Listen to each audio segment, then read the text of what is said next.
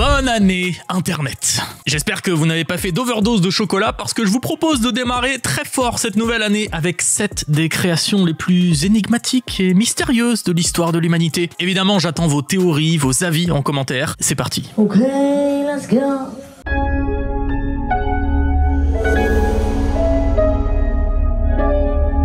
Un mystère plane depuis plus de 40 ans dans le comté d'Elbert, en Géorgie. Qui a commandité cet étrange monument? Le Georgia Guidestones, qu'on surnomme aussi le Stonehenge américain, n'a cessé d'alimenter les théories les plus fumeuses depuis son inauguration, le 22 mars 1980. C'est assez récent finalement. Et pour cause, les théories. Il comporte de nombreuses caractéristiques plus surprenantes les unes que les autres. Une disposition liée à l'astronomie qui matche avec les solstices, un trou qui permet aux rayons du soleil d'indiquer pile poil quand il est midi, un autre qui indique l'étoile polaire, des écritures en langue morte sur le dessus et attention au clou du spectacle, 10 commandements pour les survivants de l'apocalypse. 10 commandements parmi lesquels on peut lire qu'il faut prendre soin de la nature et des autres, qu'il faut unir l'humanité grâce à une langue universelle ou encore que la population mondiale doit être limitée à 500 millions de personnes. Au début du fait, je vous disais que personne ne connaissait l'auteur du monument. Bon, c'est vrai et faux. Le banquier Wyatt Martin et le directeur d'une usine de granit, Joe Fendley,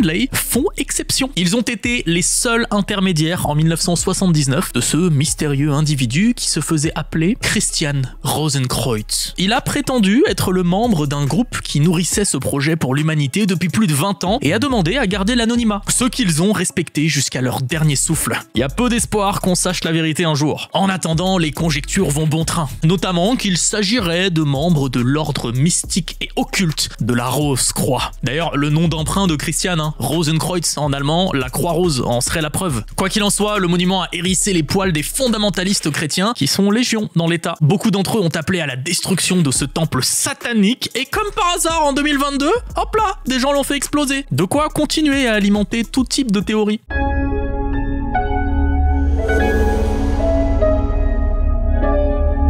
Retour en 1872 sur les rives du lac Winnipesaukee dans le New Hampshire. Des ouvriers employés par l'homme d'affaires Seneca Ladd découvrent en plein travaux une sorte d'œuf taillé à partir d'un type de roche qu'on ne trouve habituellement pas dans la région, du quartzite. L'œuf a des finitions extrêmement lisses et comporte des figures gravées comme un épi de maïs, un tipi, un visage, une spirale ou encore quelques symboles inconnus. À l'époque, la revue The American Naturalist a supposé qu'il s'agissait d'un artefact créé par des peuples natifs. En soi, bon, c'est pas si farfelu cette histoire, mais quelques détails ne coïncident pas vraiment. Notamment que l'œuf n'a pas d'équivalent dans l'art natif, cette histoire de quartzite, et surtout, ça explique pas le trou foré de haut en bas de l'œuf, dont la qualité d'exécution ressemble pas mal à celle d'une machine de la fin du 19e siècle. Ce qui nous amène, messieurs dames, sur la possibilité que l'artefact ne soit rien d'autre qu'un un out of place artefact, c'est-à-dire un objet qui aurait pas dû se retrouver là. Je vous en avais fait une vidéo d'ailleurs si ça vous intéresse. En l'occurrence, des chercheurs ont envisagé l'art celte ou inuit. Beaucoup d'autres pensent simplement qu'il s'agit d'un énorme canular qui dure depuis plus de 150 ans. Sauf que même ça, on peut pas le prouver finalement. Donc, si je vous résume l'histoire, on ne sait pas qui,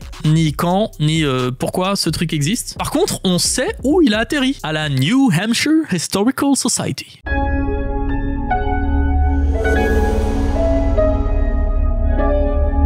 L'île Bolshoï Zavatski se situe dans l'ensemble des îles Solovki, en pleine mer Blanche en Russie. Ce petit bout de terre de 1,25 km², qui n'a l'air de rien comme ça vu du ciel, cache pas moins de 14 des 35 labyrinthes en forme de spirale dans la région, datés du 3e millénaire avant notre ère environ. En plus d'être vieux, ils font partie des plus grands d'Europe de ce type. On les appelle les Vavilon. Le mot est un dérivé de Babylone en russe, en référence à la complexité de leurs dessins. Elles sont certes en forme de spirale, mais ne suivent pas exactement le même schéma. Celui-ci par exemple est une sorte de double hélice alors que celui-ci est concentrique, c'est pas la même chose. Par contre, quand on y regarde de plus près, bon, la construction n'a rien de vraiment complexe. Les pierres qui forment ces structures ne semblent pas avoir été travaillées ni fixées grâce à un mortier. Dans l'ensemble, les théories depuis le début du XXe siècle se sont orientées vers l'hypothèse du rituel funéraire. Mais dans les années 70, l'archéologue Nina Gourina suppose que les labyrinthes étaient en fait des pièges à poissons à un moment où le niveau de l'eau était plus élevé. Bon, ça aurait été hyper super smart, hein, mais l'idée est très vite balayée par un constat. Certains sont situés plus au milieu des terres. L'hypothèse qui court toujours est donc celle de Carl Schuster et d'Edmund Carpenter. Le labyrinthe serait une frontière entre le monde des morts et celui des vivants. Une porte d'entrée quoi. Et puis ça expliquerait aussi qu'ils soient tous du côté ouest du territoire, c'est-à-dire à l'endroit où le soleil se couche. Et point important, ils ne sont pas les seuls vestiges sur l'île. Sur la côte est, il y a des amas de pierres qui contiennent des ossements et qui pourraient concorder avec cette hypothèse de rite funéraire. Quant à qui les a construits, le mystère reste entier.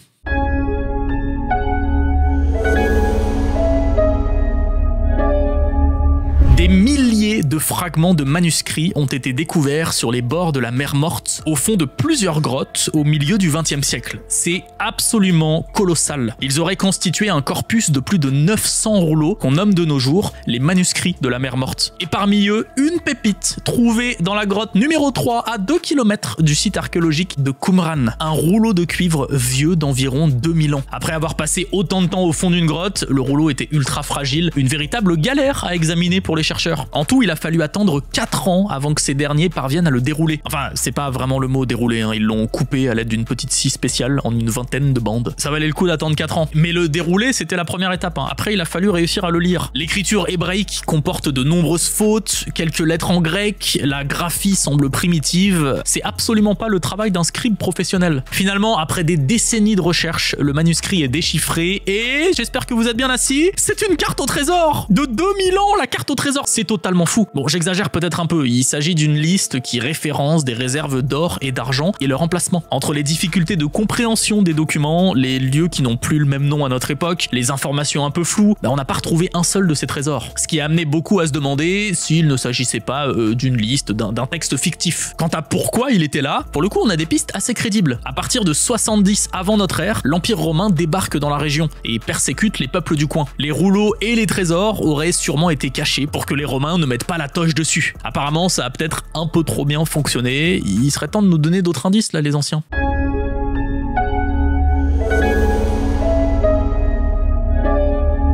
Au fin fond de la campagne allemande se trouve une structure en cercle hyper mystérieuse. Le cercle de Goseck, de son petit nom, a été découvert en 1991 à Goseck. Ils se sont pas foulés sur le nom. Vu du haut, on pourrait croire à un énième prank de crop circles, d'ovnis, etc. Mais quand on se met en vue 360, on se rend compte qu'on est sur quelque chose de plus terre à terre. La structure mesure 75 mètres de diamètre et est constituée de cercles concentriques et de portes. Et c'est là que notre histoire devient intéressante. Les portes sont orientées selon les points cardinaux, de sorte qu'elles permettent d'observer les solstices. En gros, si on se place au centre des cercles, on peut observer le soleil se lever dans une porte et se coucher dans une autre. Alors bon, l'alignement avec les solstices, c'est pas non plus un truc nouveau, les Égyptiens, les Mayas l'ont fait, sauf que cette construction est bien plus vieille, elle date de 4800 ans avant notre ère. On est juste à l'aube de l'ère mégalithique. Vous savez, la période où on empilait des menhirs à tour de bras comme à Stonehenge, 3 millénaires avant notre ère. Tout ça pour dire que pour l'heure, le monument est considéré comme le plus vieil observatoire astronomique connu d'Europe. C'est absolument fascinant de se dire qu'à cette période de la proto-histoire, l'homme était déjà capable de telles prouesses astronomiques. Après, le terme observatoire est pas gravé dans le menhir, on est encore loin de savoir à quoi ce lieu servait avec certitude, mais les autres hypothèses les plus attestées seraient qu'il s'agit d'un calendrier pour l'agriculture ou un lieu cérémoniel et d'inhumation. Je veux dire, on a trouvé des corps d'animaux sacrifiés, des ossements humains, mais dur de trancher entre simples cérémonies funéraires ou vrais sacrifices. Le lieu pourrait également être un temple dédié au soleil qui célébrerait notamment le solstice d'hiver, moment où le jour prend le pas sur les ténèbres. Et autre détail qui rend le lieu fascinant, c'est qu'il est peut-être relié au célèbre disque céleste de Nebra dont je vous avais parlé dans la vidéo sur la Lune et qui a été retrouvé à seulement 20 bornes de là. C'est dans ce genre de moment qu'une machine à voyager dans le temps serait quand même la bienvenue.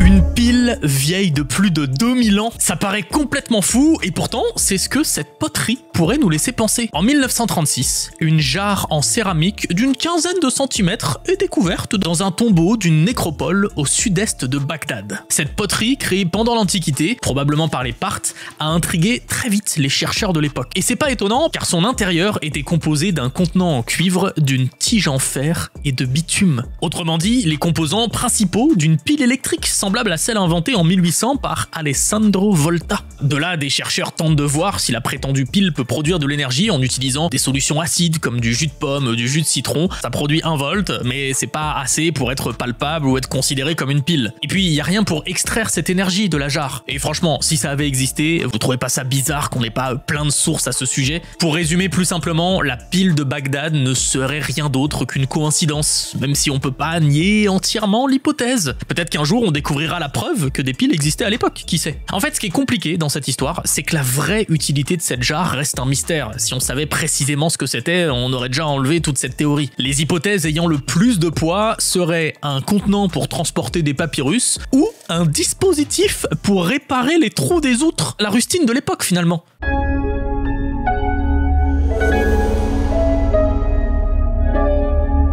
Avez-vous déjà entendu parler de ce qu'on a appelé la 8e merveille du Moyen-Âge, aussi surnommée la Bible du diable? Je vais pas vous mentir, en général les trucs occultes c'est pas vraiment ma tasse de thé, mais pour le coup je me devais de vous parler du Codex Gigas, qui est pour un tas de raisons absolument hors norme. Déjà littéralement, c'est 92 cm de haut pour 75 kg, ce qui en fait l'un des plus grands manuscrits médiévaux du monde. Ce livre du XIIIe siècle aurait été rédigé au couvent de Podlazice, en actuelle Tchéquie. Il contient l'Ancien et le Nouveau Testament, des remèdes médicinaux, des pages noires et enfin, cerise sur le gâteau, une représentation de Satan. Et c'est bien ce dernier point qui rend perplexe les universitaires. Comment expliquer qu'un livre sacré, écrit dans un monastère qui plus est, contient la trace de Satan? Selon la légende, c'est le moine Hermann le Reclus, condamné à la peine capitale, qui aurait proposé de copier la Bible en une nuit chrono afin de faire pénitence. Évidemment, c'est impossible et au pied du mur, il accepte l'impensable, vendre son âme au diable pour sauver sa peau. Le lendemain, comme par miracle, le codex était totalement écrit et contenait une représentation du diable en remerciement. Ce n'est évidemment qu'une légende, ce qui est vraiment troublant, c'est que la calligraphie ne change pas du début à la fin. Personne n'est aussi régulier. Je veux dire, moi le matin j'écris super bien, 1 heure après je deviens un médecin comme par hasard. Surtout si on réfléchit au temps qu'aurait dû prendre un tel ouvrage à être rédigé. Il faudrait 5 ans de travail non-stop.